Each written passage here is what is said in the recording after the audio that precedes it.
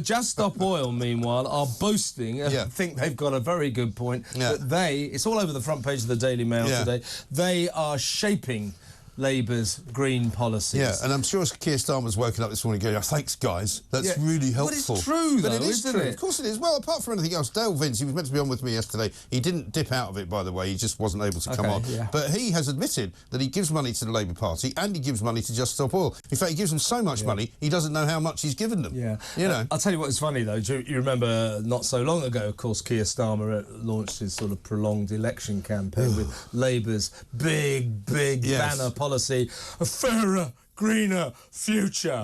And then he now has worked out that everybody thinks his fairer, greener future isn't fair. And it's not very fair. And also, they don't actually care if it's green or not. What an idiot Starmer and that lot are. I said this yesterday.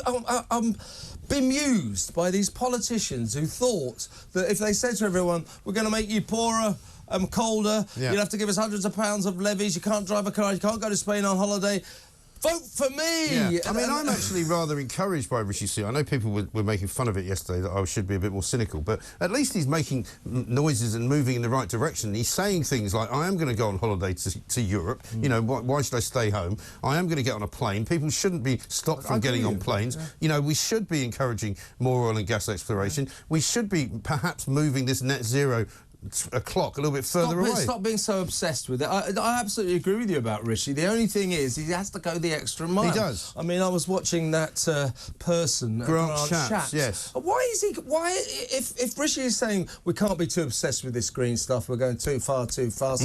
People don't want to be poorer. So why does he have a net zero Secretary of State? I know. A Secretary of State for net zero. You might also ask, why does he have a Department of Net Zero? I mean, let's get rid of that, shall we? Exactly right. And also still being committed to carbon net zero for 2050, still being committed to stopping us all driving petrol cars. If you want to be less green, good for you, Rishi, but do it properly. Yes, exactly right. And if you want to make the case that everybody wants a cleaner world and a nicer environment and all of that, well, fine. But find a way of doing it so it doesn't cost us all a fortune. And that's what people care about. How much money is it going to cost me? If it's going to cost me money, I don't want it. Exactly right. And you know, it's not rocket science after all.